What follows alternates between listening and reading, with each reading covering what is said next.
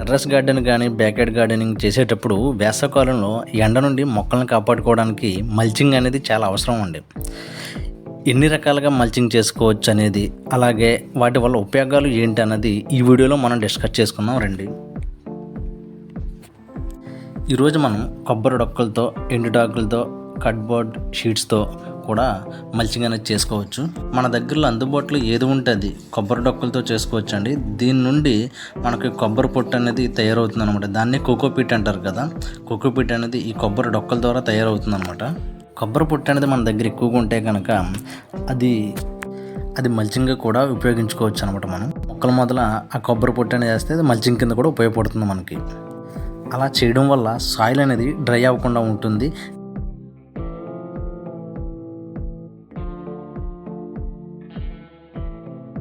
Cardboard sheets అనమాట. ఈ cardboard షీట్స్ని మనం మల్చింగ్ కింద ఉపయోగించుకోవచ్చు. ఇవి మొక్కలు మొదలు వేస్తే కొన్ని రోజులకి వాటర్ ద్వారా అవి ఏంటంటే పీచిపోయి మనకి కంపోస్ట్ కింద కూడా తయారవుతుంది అనమాట మనకి. ఇవి వచ్చేసి ఎండుటాకులు అండి. ఎండుటాకులు కూడా అంతేనండి. ఎండుటాకులు ఈ సమ్మర్లో ప్రతి గార్డెనర్ దగ్గర మనకి ఎండుటాకులు అనేది చాలా ఎక్కువగానే ఉంటాయి అనమాట. ఎండుటాకులతో కూడా మల్చింగ్ చేసుకోవచ్చు మనం. ఇవి ఎండుటాకులు మల్చింగ్ చేసినప్పుడు కొన్ని రోజులకి వాటర్కి అయ్యి సాయిల్లో కలిసిపోయి అది కూడా కంపోస్ట్ కింద యూజ్ అవుతుంది అనమాట. కంపోస్ట్ కింద తయారవుతుంది మనకు అది. ఇవేమీ అందుబాటులో ఉన్నా లేకపోయినా కానీ ఎండుటాకులు మాత్రం ఖచ్చితంగా దొరుకుతాయి మనకు, కాబట్టి దాంతోటైనా మల్చింగ్ చేసుకోవచ్చు. మన దగ్గర ఏది అందుబాటులో ఉంటే వాటితోటే మనం మల్చింగ్ అనేది చేసుకోవచ్చు అండి. ఇప్పుడు కొబ్బరి డొక్కలతో ఎలా చేయాలనేది చూపిస్తాను రండి. ఈ మొక్క చాలా ఇయర్స్ నుండి ఉందన్నమాట. ఇక్కడ దీనికి రూట్ బాండింగ్ చాలా ఎక్కువైందండి. సో రూట్ బాండింగ్ ఎక్కువైన తర్వాత ఏమవుతుందంటే త్వరగా డ్రై అయిపోతూ ఉంటుంది అనమాట.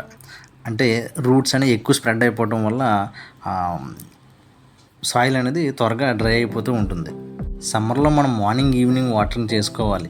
చేసినా కూడా ఎండల తీవ్రత ఎక్కువగా ఉన్నప్పుడు బాగా డ్రై అయిపోతుంది. అలాంటప్పుడు ఈ మల్చింగ్ అనేది చేసుకుంటూ ఉండాలి. మనం ఏమైనా ఎరువులు ఇస్తే కనుక జీవామృతం కానీ ఏమైనా ఎరువులు ఉన్నా కానీ లిక్విడ్ ఫెర్టిలైజర్స్ ఏదైనా ఇస్తున్నా కానీ అవి పక్కకు జరిపి మనం ఈ లిక్విడ్ ఫెర్టిలైజర్స్ అని ఇచ్చేసి మళ్ళీ కప్పేస్తే కనుక ఏ ప్రాబ్లం ఉండదండి. వేరుశెనగ పెట్టుతో కూడా మనం మల్చింగ్ చేసుకోవచ్చు. వేరుశెనగ పొట్టు వస్తుంది కదా, దాంతో కూడా మల్చింగ్ చేసుకోవచ్చు. అది కూడా సాయిల్లో డ్రై అయిపోతే కనుక అది కూడా మొక్కలకు మంచిదే అండి. మంచి ఎరువు కింద తయారవుతుంది అనమాట, కంపోస్ట్ కింద. ఇక్కడ చూడండి, ఇది 100 వరహాల మొక్క అనమాట. చిన్నదే 100 వరహాల మొక్క. ఫ్లవరింగ్ చూడండి ఎంత బాగా వస్తుందో. ఈ ఫ్లవరింగ్ వస్తుంది. దీని పక్కనే మనం టమాటా మొక్క అనేది వేసామన్నమాట. అంటే పడిమొలిచింది టమాటా మొక్కలు. ఇది ఫ్లవరింగ్ స్టేజ్లో ఉంది. ఈ స్టేజ్లో ఉన్నప్పుడు అది సాయిల్ డ్రై అయిపోతే ఏమవుతుందంటే పడిపోవడం జరుగుతుంది. వాడిపోతే ఇంకా మనకి పూత కాయ కింద మారదనమాట. సో పిందే కాయ కింద మారదు. కాబట్టి మనం ఇలా మల్చింగ్ చేసుకుంటే కనుక మొక్క అనేది హెల్తీగా ఉంటుంది అనమాట. ఇది వచ్చేసి చామంతి మొక్క చూడొచ్చు మీరు. ఇది సీజన్ అయిపోయినా కూడా ఇంకా చామంతి పూలు పోస్తున్నాయి. అంటే దీనికి రెగ్యులర్గా వాటరింగ్ చేస్తున్నాము.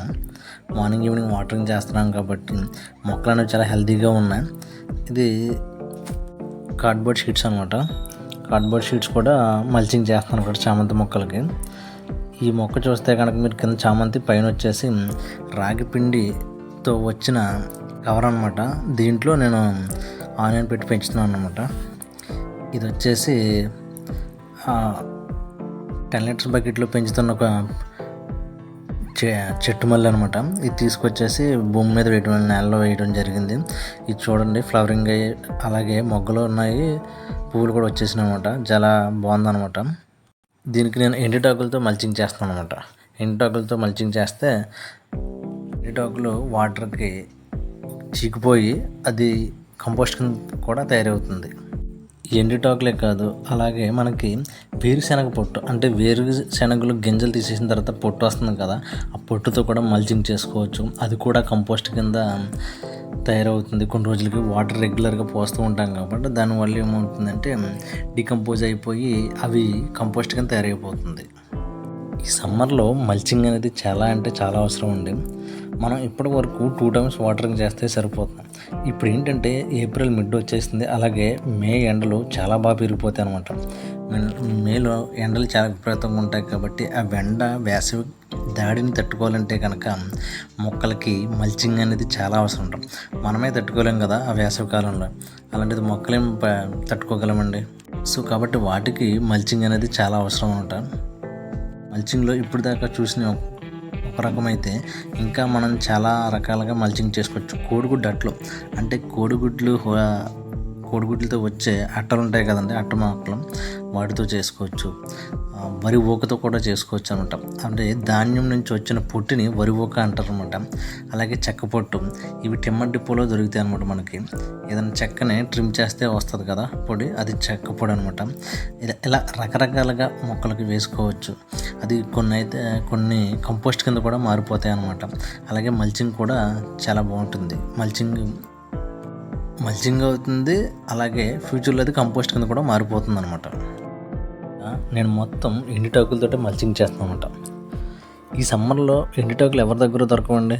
చూడండి, ఎండిటాకులు కలెక్ట్ చేశాను నేను. ఒక చెట్టు దగ్గరికి వెళ్ళి అక్కడ ఎండిటాకులతో మల్చింగ్ చేస్తాను నేను. అంటే ఈ మల్చింగ్ ఎండిటాకులతో చేసే మల్చింగ్ ప్రతి ఒక్కరూ చేసుకోదగ్గదే. ఇది వచ్చేసి దొండపాది అండి. దొండపాదికి నేను ఆల్రెడీ మల్చింగ్ చేశాను అనమాట. అంటే షుగర్ కేన్ నుంచి వస్తుంది కదా పిప్పు, ఆ పిప్పిని ఇక్కడ మల్చింగ్ కింద యూజ్ చేసుకున్నాను అనమాట. చూడొచ్చు మీరు, ఇది దొండపాది కింద నేను మల్చింగ్ చేశాను. చూడండి, ఇది నేను ఈవినింగ్ వేసాను వాటర్. ఇప్పుడు మళ్ళీ ఈరోజు 4 o'clock అవుతుంది ఈవినింగ్. చూడొచ్చు మీరు, ఇంకా తడిగానే ఉందన్నమాట, చాలా తేమగా ఉంది. సో ఇలా యూజ్ అవుతుంది అనమాట మొక్కలకి మల్చింగ్ అనేది. ఇవి బెండ మొక్కలండి. బెండ మొక్కలకి మల్చింగ్ అనేది ఎలా చేస్తున్నానంటే, ఇక్కడ వాటర్ స్టోరేజ్ నిల్వ ఉండడానికి గాడిలు అనేవి తీసుకున్నాను అనమాట. గాడిలో మనం కొబ్బరాకులతో మల్చింగ్ చేశాను. అలాగే ప్రతి మొక్కకి, బెండ మొక్కకి నేను ఏం చేశానంటే ఎండిటాకులతో మల్చింగ్ చేశాను అనమాట. ఆ వేర్లు అనేది ఎండిపోకుండా ఉండటానికి, డ్రై అయిపోకుండా ఉండటానికి, వేర్ల దగ్గర వాటర్ అనేది డ్రై అయిపోకుండా నేను ఎండిటాకులతో మల్చింగ్ చేస్తాను అనమాట. ఇక్కడ ఇలా చేయడం వల్ల కలుపు కూడా నియంత్రించబడుతుంది. ఇలా మల్చింగ్ చేస్తే కలుపు రాదు, ఇది ఎక్స్ట్రా బెనిఫిట్ అనమాట. చూసారు కదండి, ఈ వేసవి ఎండల నుండి మన మొక్కల్ని ఏ విధంగా కాపాడుకోవాలి, మల్చింగ్ ఎలా చేసుకోవాలన్నది ఈ వీడియోలో వివరించాను. ఈ వీడియో కనుక మీకు ఇన్ఫర్మేటివ్ అనిపిస్తే కనుక వీడియోకి ఒక లైక్ చేయండి. అలాగే కొత్తగా నా ఛానల్ ఎవరైనా ఫస్ట్ టైం విజిట్ చేస్తే కనుక ఛానల్ని సబ్స్క్రైబ్ చేసుకోండి. ఇలాంటి గార్డెనింగ్ అప్డేట్స్ కోసం ఛానల్ ఫాలో అవుతూ ఉండండి. Thanks for watching. Happy gardening.